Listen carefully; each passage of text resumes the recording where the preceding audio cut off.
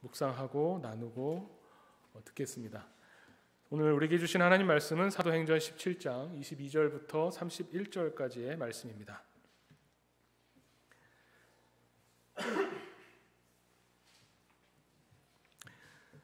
사도행전 17장 22절부터 31절까지의 말씀 제가 봉독해 올리겠습니다.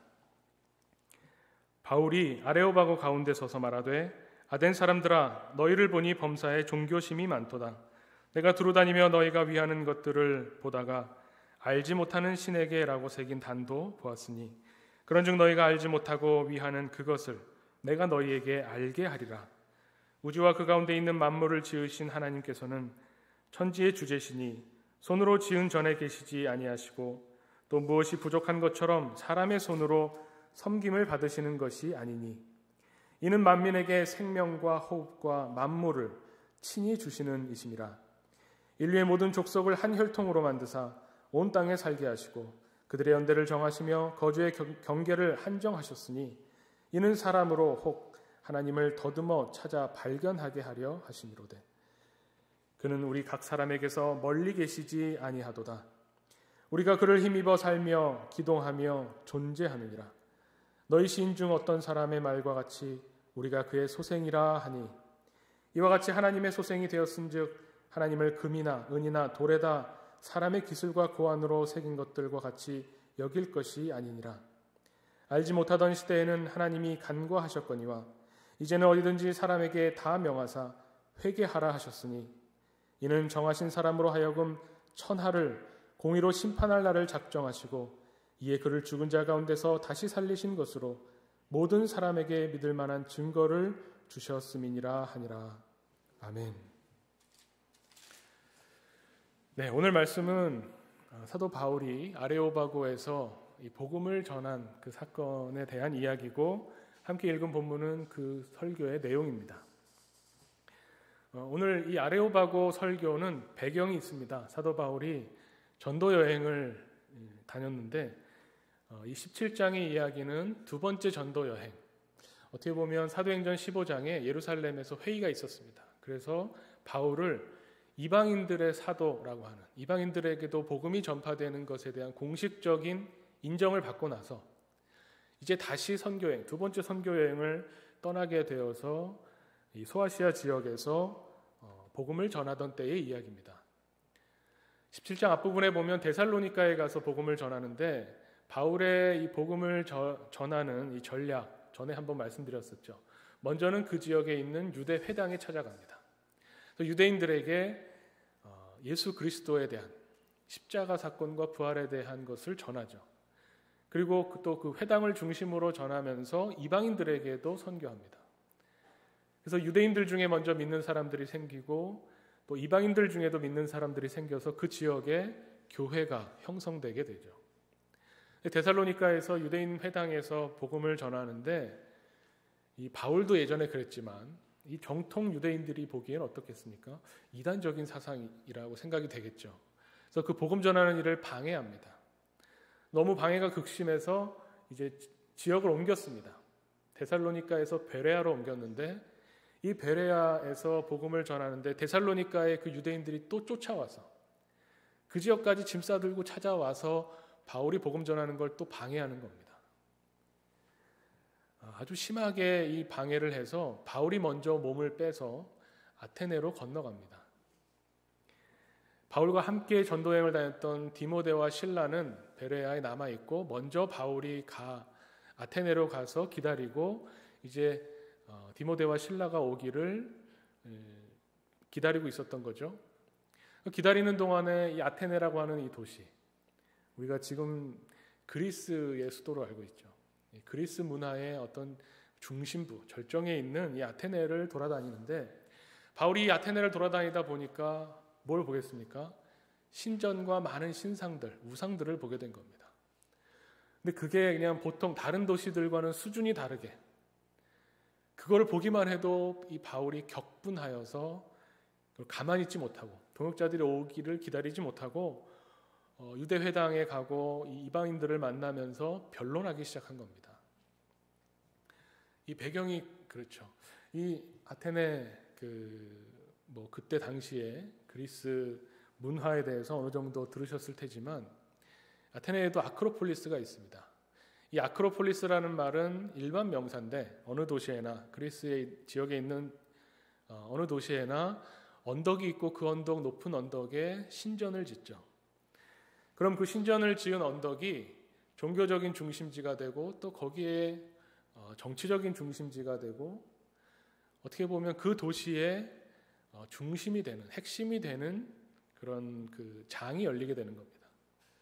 그래서 이 아크로폴리스라고 하는 이 일반 명사가 특히 아테네에서 굉장히 여러 가지 우리에게 잘 알려진 일들이 있기 때문에 마치 고유 명사처럼 아테네에 있는 아크로폴리스, 아테네의 언덕 위에 파르테논 신전이 있죠. 지금도 가보면 있다고 합니다. 사진이나 영상으로 볼 수 있죠. 아주 인류가 그 시대, 그 고대에 어떻게 저렇게 아름다운 건축물을 만들었을까 싶은 그런 것들이 있습니다. 근데 사람들이 이 바울이 그것에 격분해서 그것을 가지고 우산과 신전을 가지고 논쟁을 하고 변론을 하는 것을 듣고 좀 새로운 이야기거든요. 이 아테네 사람들이 얼마나 이 철학의 도시죠. 당시로서는 가장 지성이 발달하고 문화가 수준이 높아서 정치적으로는 로마의 통치를 받지만 이 그리스 문화가 로마 제국의 영역에 다 확장되어 있는 상태죠. 얼마나 자부심이 많겠습니까? 오늘 성경 말씀에도 우리가 읽은 22절 바로 앞절에 보면 아테네 사람들은 어디에 관심이 있냐면 새로운 것에 관심이 있다고 이야기합니다. 철학에 대해서 많이 공부하고 생각하고 있었기 때문에 웬만한 것들은 다 아는 겁니다. 높은 수준의 문화를 향유하고 있었기 때문에 웬만한 것은 아니 정말 새로운 것, 들어보지 못했던 게 뭐가 있을까? 이런 것에 관심을 가지고 시간을 썼는데 바울이 뭔가 처음 들어본 이야기를 하니까 이 바울을 데려다가 아레오바고에 세운 겁니다. 이 아레오바고는 두 가지 의미가 있습니다. 아테네에 지금도 가면 아레오바고라는 물리적인 지형이 있습니다. 지명이. 거기 이 아레오라고 하는 것은 이 아레스 신, 전쟁의 신을 말하는 것이고요. 바고는 언덕을 뜻하는 겁니다. 그래서 아레스 신의 언덕이라고 이름 붙여진 그 지명이 있죠. 근데 학자들이 생각하기에는 거기에 데려와서 이 연설을 들었다기보다는 아레오바고라고 하는 것이 또 기관, 어떤 회의, 법정의 의미도 가지고 있습니다. 그래서 이 바울이 아레오바고에서 연설하고 난 이후에 예수님을 믿게 된 사람의 몇 명 이야기가 나오는데 아레오바고 관원이 거기에 포함되어 있습니다. 그러니까 아레오바고는 어떤 유대인으로 따지면 그 공의회 같이 지도자들이 모여 있고 새로운 어떤 철학이나 교육이나 로마가 직접적으로 영향력을 미치지 않는 자치적으로 도시 안에서 일어나는 일들에 대해 결정할 수 있는 권한이 있는 어떤 회의였죠. 바울을 여기 데리고 와서 지금 사람들에게 그 논란이 되고 있는, 어떻게 보면 사람들의 관심을 받고 있는 그 이야기를 한번 제대로 해봐라, 이런 기회를 준 겁니다. 여기에서 바울이 복음을 전합니다. 근데 바울이 복음을 전하는데 우리 성경 말씀 봉독할 때 느끼셨는지 모르겠지만 앞에 나오는 사도행전의 다른 설교들하고는 좀 다르죠. 일단 예수라는 이름이 안 나옵니다. 또 십자가도 나오지 않습니다. 접근이 좀 다릅니다. 구약 성경을 알고 있고 하나님이 어떤 분이신지 선지자들을 통해서 들었던 사람들에게는 복음을 전할 때 너희들이 선지자에게 들었던 바로 그 메시아가 바로 예수인데 너희들이 그 예수를 십자가에 못 박아 죽였다, 이렇게 접근해서 복음을 전하는 거죠. 근데 아테네 사람들은 전혀 그런 거 모릅니다. 구약 성경을 본 적도 없죠. 유대인들과는 배경이 다르고 지식이 다르고 문화가 다른 이 아테네 사람들에게 어떻게 복음을 전할까? 바울의 설교가 그래서 뒤에 나오는 바울 서신이나 앞에 나오는 베드로나 스데반의 설교와 이 아레오바고 설교가 차이 나는 이유가 거기에 있습니다. 그래서 그 교회 전통에서 보면 이 아레오바고 설교, 이 아테네에서의 선교가 결국 잘 됐는가 잘못됐는가 실패했는가에 대한 두 가지 견해가 다 있습니다. 전통적으로는 성공하지 못했다는 의견이 우세하죠. 왜냐하면 아테네에는 교회가 생기지 못했습니다. 바울이 이렇게 아레오바고에서 연설하고 나서 설교하고 나서 교회가 생길 정도로 많은 사람들이 회심하지 않았습니다. 그래서 그 명단이 조금 나오는데 아레오바고 관원 부부하고 몇 명 뭐 이렇게 나오죠. 결실이 없으니 이 아테네에서의 선교는 실패한 게 아닌가 이렇게 보는 견해가 있습니다.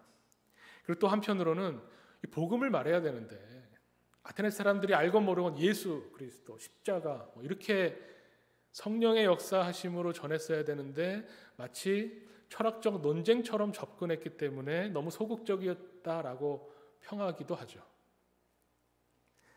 또 반대로 긍정적으로 바라보는 관점도 있습니다. 그런 학자들이 많은데 이것을 특히 사도행전 17장에 나오는 이 아테네에서의 사건을 아주 대단한 의미를 부여하면 이렇게 됩니다. 기독교와 헬레니즘의 만남. 아마 세계사를 공부하다 보면 듣게 되는 것일 텐데 이 헬레니즘과 기독교가 서로 만나면서 서로 영향을 주고받으면서 접목하면서 지금 우리가 알고 있는 서양의 문화, 역사가 생겨나게 됐죠. 그 첫 번째 기록이 이 부분이다. 그래서 헬레니즘과 기독교가 성공적으로 만나서 이 아테네 사람들에게 어떤 그리스의 철학과 신학에 기독교의 복음이 들어가고 토착화가 되는, 토착화란 말을 좋아하는 분도 있고 싫어하는 분도 있지만 잘 이렇게 안착하게 되는 그런 계기가 되었다라고 바라보는 관점도 있습니다. 이 아테네에서의 이 선교, 또 이 아레오바고의 설교가 과연 성공인가 실패인가, 뭐 이거를 따지는 것이 중요한 건 아닙니다. 그렇지만 분명한 것은 의미는 있습니다. 아테네 사람들이 알아들을 수 있고 흥미를 느낄 수 있는 지점부터 접근에 들어가서 복음을 전한 겁니다. 이렇게 하지 않았다면 아예 듣질 않았겠죠.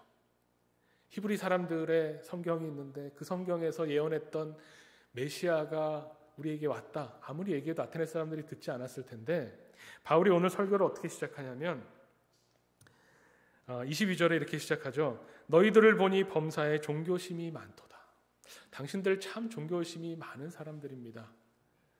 이게 칭찬일 수도 있고 부정적으로 보면 칭찬이 아닐 수도 있죠. 은근히 돌려서 종교심은 많은데 신에 대해서, 하나님에 대해서는 모른다라고 볼 수도 있지만 어쨌든 미묘한 뜻을 가졌지만 아테네 사람들을 향해서 당신들이 참 종교심이 많은 사람들입니다 라고 시작을 하는 거죠. 그러면서 종교, 일반적인 종교, 사람이라면 누구나 가지게 되는 인류 역사에서 생겨나게 된 이 일반적인 보편적인 종교를 가지고 접근에 들어갑니다. 종교가 왜 생겼습니까? 여기에 대해서 한번 생각해 볼 필요가 있겠죠.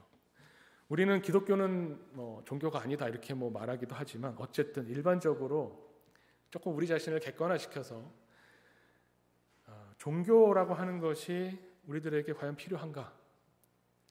요즘 코로나19 시대에 와서 오히려 더 이거 묻는 질문이 됩니다. 고대에만 이 질문이 있었던 게 아니라 지금도 오히려 어떻게 보면 지금이 더 심각하게 질문되어지는 게 종교가 우리에게 과연 필요한가? 이 코로나가 딱 오니까 종교가 오히려 위험한 장소, 위험한 어떤 모임이 되어버렸는데 제가 그 국어 대사전을 찾아보니까 종교에 대해서 이렇게 이야기합니다. 신이나 초자연적인 어떤 절대자 또는 힘에 대한 믿음을 통해서 인간 생활의 고뇌를 해결하고 삶의 궁극적 의미를 추구하는 문화체계다. 우리가 일반적으로 알고 있는 종교에 대한 정의죠.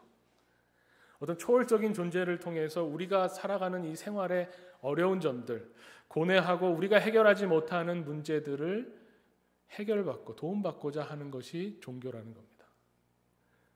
어느 시대, 어느 민족, 언제나 이 종교는 있었습니다. 근데 기독교는 좀 다르지 이렇게 생각을 하실 수 있지만 구약 성경에도 보면 일반적인 종교성, 종교심에 대한 표현이 있습니다. 우리가 잘 아는 시편 121편 1절 말씀을 보면 시인이 이렇게 노래하죠. 내가 산을 향하여 눈을 들리라 나의 도움이 어디서 올까? 이게 보통 종교가 질문하는 질문의 핵심입니다. 내가 이렇게 힘이 드는데 내 힘으로 도저히 해결이 안 되는데 어디에서 도대체 누가 나를 도와줄까? 그래서 사람이 눈을 들어서 산을 보는 겁니다. 저 산은 거대하고 높고 저 산의 힘을 빌리면 내가 내 문제를 해결할 수 있을 것 같습니다. 우리 한국 사람들은 이 산신령 하면 딱 금방 알아듣죠. 눈을 들어서 산을 보기도 하고 눈을 들어서 태양을 보기도 합니다. 저 태양이 매일매일 뜨는 저 위대한 태양이 나를 도와줄 수 있지 않을까? 나의 이 고뇌와 나의 어려움을 도대체 누가 나를 도와줄 수 있을까? 이 도움을 요청하는 것이 바로 종교의 시작입니다. 그런데 이 종교의 시작을 통해서 그래서 아테네 사람들이 신화를 만들어내죠. 어떤 초월적인 존재가 있을 것이다. 인간의 능력을 상에 벗어나는 초월적인 존재가 있는데 그 존재의 도움을 받으면 우리가 쉽게 수월하게 살 수 있다. 그래서 그 신들에게 신전을 만들고 그 신들을 형상화해서 상으로 새겨놓는 겁니다. 신이라고 하는 존재를 보게 되는 거죠. 그리고 그 신에게 도움을 달라고 요청합니다. 이거는 아주 자연스러운 것이고 정당한 겁니다. 우리가 어떻게 보면 하도 기복신앙이 나쁘다라고 배우고 느끼고 체험해서 마치 우리가 하나님에게 나의 필요를 내가 지금 이 어려운 지경에 빠져 있을 때 이거를 좀 도와달라고 기도하는 것, 해결해달라고 기도하는 것이 좀 뭔가 내가 믿음이 아주 약하고 수준이 낮고 뭔가 고차원적인 하나님을 알지 못해서 그러는 것이 아닌가라고 혹시 생각하는 분들이 있다면 그게 원래 종교입니다. 너무나 당연한 겁니다. 내가 못하는 것을 하게 해달라고 도와달라고 요청하는 그것이 바로 종교입니다. 하나님한테 복을 달라고 구하는 것 그 자체는 전혀 틀리지 않았습니다. 오히려 반대가 문제입니다. 하나님이 우리에게 지혜를 주셨으니까 이성을 주셨고 과학을 주셨고 오늘 여기 성경에 보면 잠깐 나오는데 뭐라고 나오냐면 사람의 기술과 고안이라고 나오죠. 그러니까 금이나 은이나 돌로 사람의 기술과 고안으로 새겨놓은 것, 하나님께서 이미 우리에게 이성을 주시고 우리에게 기술을 주시고 우리에게 능력을 주셨기 때문에 우리가 이것을 가지고 우리의 문제들을 해결하면 된다라고 생각하는 것이 어떻게 보면 유토피아를 꿈꾸는 인간의 모습이죠. 그것은 오히려 하나님의 뜻에서 멀어지는 겁니다. 내가 내 힘으로 살 수 있다. 하나님이 내게 능력 주셨으니까 이 능력을 잘 개발하면 내가 이 세상에서 어려운 문제들 내 힘으로 해결할 수 있는데 굳이 뭐하러 기도하나, 수준 낮게. 그 생각이 바로 오히려 하나님이 원하시는 것에서 멀어지는 거라는 겁니다. 성경에서 그토록 많은 하나님의 사람들이 어떻습니까? 나는 하나님이 없이는 살 수 없습니다. 하나님을 의지하는 것이 나에게는 필요합니다. 우리는 우리 힘으로 살 수 없기 때문에 하나님을 찾는 것이고 하나님을 의지해서 사는 사람들이 어떻게 보면 하나님의 사람들입니다. 내 능력으로 산다는 것이 아니라 하나님의 능력으로 살겠다. 이것이 어떻게 보면 복음의 핵심입니다. 복음의 능력으로 우리는 살 수 있다. 이거잖아요. 꼭 일반적인 종교만이 아니라 우리가 믿는 하나님의 말, 성경을 통해서도 우리는 하나님을 의지하는 법을 배우라고 성경이 우리에게 가르쳐 줍니다. 우리는 홀로 살 수 없다고. 우리는 하나님 없이 살 수 없는 존재라는 것을 성경이 우리에게 말해줍니다. 이거는 아무 문제가 없습니다. 그럼 뭐가 문제일까요? 신전을 세우고 우상을 세웠기 때문에 문제다. 이렇게 생각할 수도 있는데 신전 그 자체가 문제인가? 특히나 이 현재 우리 코로나19가 우리를 위협하는 이 상황에서 이 예배당의 문제를 다시 생각해 보게 됩니다. 저도 그렇게 배웠습니다. 예배에서 중요한 거는 그 형식이 아니다. 우리 그렇잖아요. 내용이 중요하고 하나님은 우리가 어디에 있든지 다 우리의 예배를 받으시고 이 건물, 눈에 보이는 건물이 교회가 아니고 하나님의 사람들의 모임이 교회다. 다 맞는 말입니다. 다 맞는 말인데 그렇다고 해서 어떤 종교적인 이런 외형물들이 그런 필요가 없는가? 그렇지 않다는 겁니다. 그렇지 않습니다. 그러면 테크놀로지가 발달했으니 온라인으로만 예배드려도 다 예배가 된다라고 생각한다면 인간이 어떤 존재인지 아직 제대로 못 보는 거죠. 우리는 영적인 세계를 추구하고 하나님을 찾지만 우리의 몸은 이 현실에 있습니다. 우리는 물질적인 존재입니다. 우리는 물질적으로 어느 장소, 물리적인 장소에 모이지 않으면 마음이 집중이 안 되는 존재입니다. 오히려 이 아테네 사람들은 신전을 세우고 신상을 세우면서 종교심을 더 강화해 나간 거죠. 왜냐하면 그 신전이 있어야만 종교심이 더 깊어질 수 있기 때문에, 인간이라는 것은 그런 존재이기 때문에 인류 역사에서 그것은 많이 이야기되어져 오고 증명되어 왔습니다. 예배당만 해도 예배당을 왜 그렇게 크게 짓고 싶어 할까요? 무조건 비난할 일은 아닙니다. 예배당이 크고 예배당을 통해서 이 공간이라고 하는 이 건축물, 인간의 문화의 소산이죠. 건축물 안에 들어왔을 때 마음이 경건해지고 그 장소가 가지는 특별한 의미가 있고 그 장소가 주는 어떤 신성함의 영향력, 거기에 영향받는 것이 바로 우리 인간입니다. 웬만한 교회 오는 것과 성당에 들어가는 것과 그냥 느낌이 차이가 나는 것은 거기에서 옵니다. 그거 자체는 어쩔 수 없는 받아들여야 되는 현실입니다. 코로나 사태를 겪어보니까 모여서 드리는 이 예배, 이 장소, 이 공간, 이게 우리가 평소에 의식적으로 등한시하던, 제가 말씀드린 의식적으로 등한시하던 것과 생각보다 다르구나. 이것이 사실은 중요하구나. 근데 그렇다고 해서 이것을 추구하는 것은 아닙니다. 그래서 제가 이 어떤 종교성에 대해서 내용과 형식이라고 꼭 꼬집기는 뭐하지만 그냥 여기에 국한해 보죠. 우리가 이렇게 위험을 무릅쓰고 예배당이라고 하는 곳에 모이는 것에 대해서 이게 꼭 필요한가라고 할 때 최근에 아주 좋은 그 비유를 봤습니다. 이 우리가 눈에 보이는 물질인 우리가 눈에 보이는 이 건물이나 어떤 이 물리적인 물건들, 이것들이 마치 콩깍지 같은 겁니다. 이 콩과 콩깍지의 관계, 혹시 집에서 완두콩을 시켜보신 분이 있으면 아실 텐데요. 완두콩이 요 한철에만 난다면서요. 그래서 얼마 전에 완두콩을 시켰는데 그걸 이제 1년 내내 먹으려면 다 까서 콩만 냉동을 시켜야 되죠. 제가 한참을 콩을 깠습니다. 근데 이 콩깍지를 사실은 완두콩을 산다고 할 때는 그 안에 있는 콩을 먹으려고 하는 거죠. 근데 완두콩이 자랄 때는 어떠냐면 콩깍지가 필요합니다. 어떤 콩깍지는요, 이렇게 커 보이는데 딱 열어보면 큰 거 하나 들어있고 나머지는 먹을 수 없는 자잘한 것만 박혀있는 콩깍지가 있는데, 콩이 있는데 콩깍지가 좀 부실해서 그런가 생각도 됩니다. 우리가 주님이 다시 오시는 날 생명을 완성시킨다고 고백하는데 그날이 올 때까지 콩깍지는 반드시 필요합니다. 그렇지만 하나님의 궁극적인 목적은 콩깍지 안에 있는 콩알이죠. 그거를 부정하는 것은 아닙니다. 그렇지만 콩깍지도 필요합니다.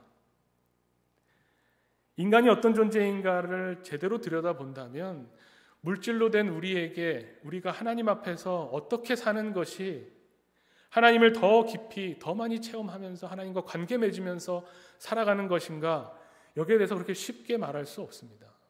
뭐가 중요하고 뭐는 덜 중요하고 뭐는 있어야 되고 뭐는 없어도 되고 이렇게 말하기가 쉽지 않은 거죠. 그런데 바울이 격분했던 부분이 있습니다.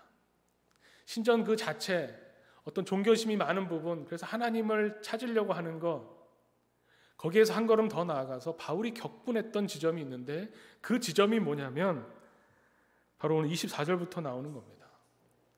신전이라고 하는 것, 성스러운 장소를 놓고 하나님을 찾으려고 하는 그 마음, 그 태도는 좋은 겁니다.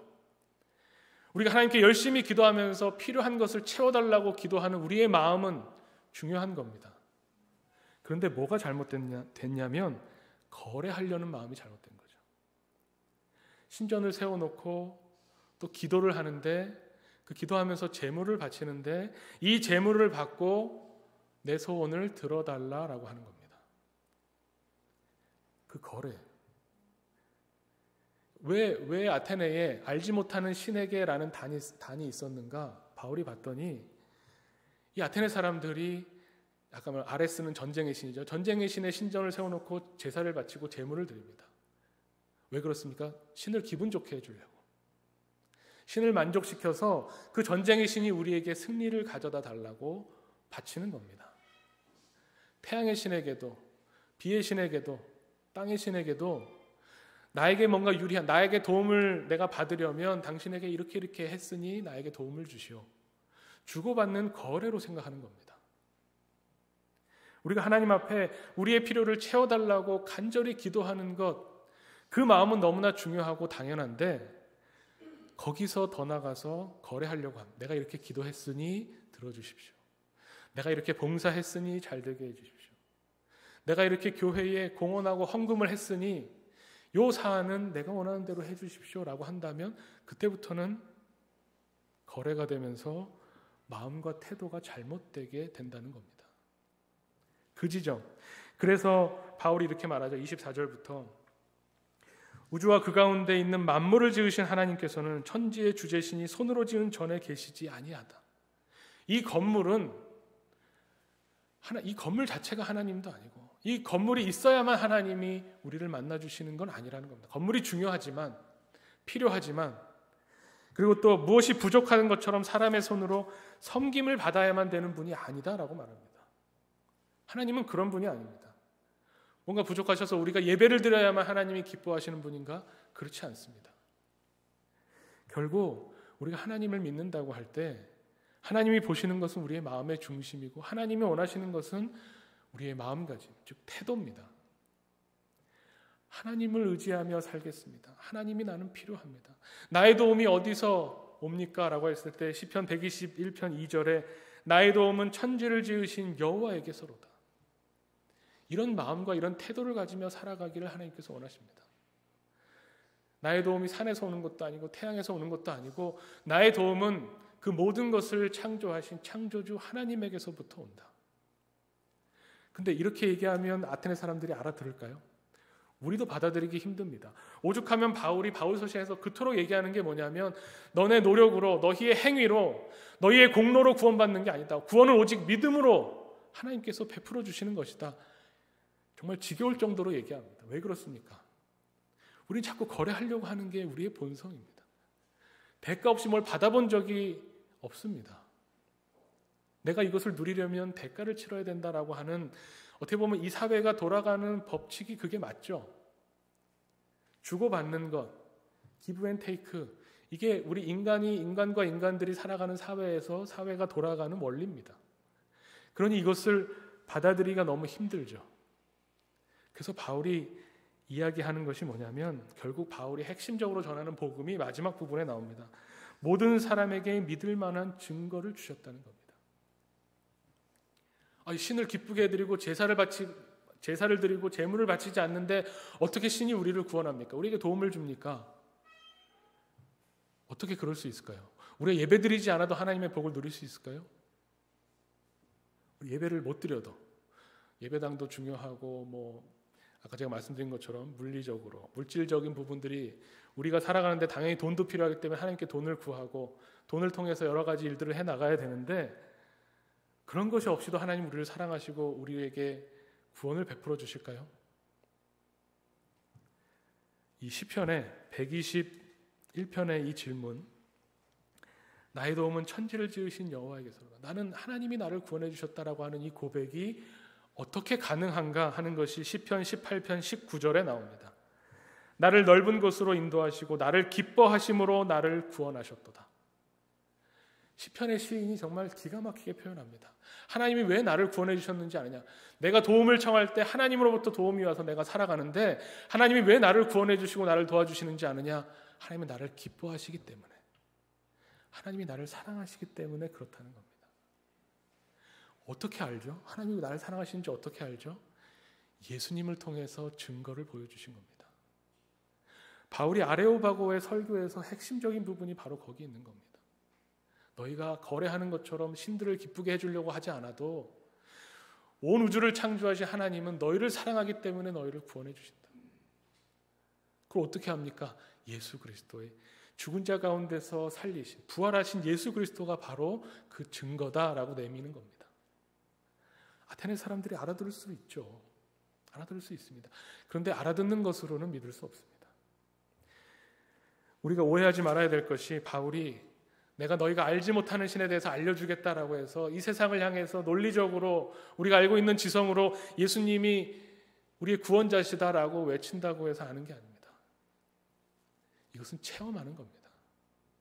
나의 도움이 어디서 올까 할 때 천지를 지으신 여호와에게서로다, 하나님에게서로다라고 하는 것, 이 체험은 하나님이 나를 정말 사랑하시기 때문에 나를 구원하시는구나 하는 것을 겪어본 사람이, 사랑은 어떻게 되는 겁니까? 말로 사랑이 뭐다고 설명한다고 사랑을 아는 건 아니죠. 사랑을 해봐야 사랑을 아는 거죠. 사랑을 받아봐야 사랑을 아는 거고, 하나님을 사랑해봐야 하나님과의 사랑의 관계 안에 들어가는 겁니다. 그리고 내가 하나님의 사랑으로 구원받았다, 하나님의 사랑으로 내가 살아가고 있다라고 하는 것을 증언하는 것, 세상에 보여주는 것, 그것이 바로 하나님의 사람이고 교회 공동체입니다. 바울이 아테네에서 이것을 증언했습니다. 그래서 제가 제목을 아레오바고 증언이라고 붙였죠. 설교나 연설일 수도 있지만 바울이 보여줬던 것은, 사도행전에 왜 이 이야기가 실려 있는가? 이것이 증언이기 때문에 그렇습니다. 하나님의 사랑을 체험한 사람만이 할 수 있는, 예수님이 이 땅에 오셔서 보여주신 것이 무엇입니까? 예수님께서 세례받고 올라오셨을 때 하늘이 열리고 제자들이 그 광경을 봤습니다. 이는 내 기뻐하는 자다, 이렇게 음성이 들려오죠. 그리스도인은 어떤 사람입니까? 우리의 정체성을 우리가 뭐라고 이야기할 수 있겠습니까? 이 세상에 지금 종교에 대해서 종교인이 아닌 사람들이 고민하는 이 시대에 우리가 무엇을 보여줄 수 있겠습니까? 우리 그리스도인들은 하나님의 기뻐하심을 받은 사람들이다. 우리는 하나님이 우리를 얼마나 사랑하시는지를 깨닫고 체험하고 매일매일 우리의 생활 속에서 우리가 그 사랑으로 살아가는, 그 사랑을 누리는 사람들이다 라고 하는 것을 보여줄 뿐입니다. 증언하고 증거로서 교회가 존재하는 겁니다. 그 어떤 말로도, 그 어떤 지식으로도 채워줄 수 없는, 알지 못하는 신을 상정하면서까지 정말 지혜로운 일이죠. 내가 신들을 다 이렇게 생각했지만 그래도 내가 놓친 신이 있을 거야. 그 신을 기분 나쁘게 하면 안 되지 하면서 알지 못하는 신에게까지 신전을 세우고 거래하려고 하는 이 지혜로운 아테네 사람들에게 하나님은 그런 분이 아니다. 내가 체험한 하나님, 나를 사랑하시는 하나님은 이런 분이다라고 하는 것을 증언했던 이 바울의 증언이 우리 21세기를 살아가는 우리 교회도 있기를 원합니다. 이 세상을 향해서 우리가 그렇게 소리치기를 원합니다. 우리의 삶을 통해서, 우리의 행동과 말을 통해서, 우리의 마음가짐을 통해서 이것이 세상에 전파되기를 하나님께서 원하십니다. 이것을 위해서 우리를 부르시고 하나교회로 묶어주셨습니다. 우리가 열심으로 이제 앞으로 한국을 살아가는 우리 그리스도인들은 어떠해야 하는가? 어떻게 하나님이 말씀하시는, 하나님으로부터 받은 이 사랑, 하나님이 우리를 사랑하시고 우리가 하나님을 사랑하기 때문에 우리가 마땅히 이웃을 사랑해야 하는 이 우리의 생활들을 어떻게 표출해 나갈까? 함께 궁리하고 고민했으면 좋겠습니다. 바울이 아테네 사람들에게 이런 종교심을 통해서 다가갔던 것처럼 우리도 우리의 여건과 우리 이웃들을 바라보면서 그들을 존중하면서 그들에게 우리의 체험을 나누어주는 그런 그리스도인이 되면 하나님이 더 많은 생명을 풍성히 살리시는 이 일에 우리가 동참하게 될 줄로 믿습니다. 함께 기도하겠습니다.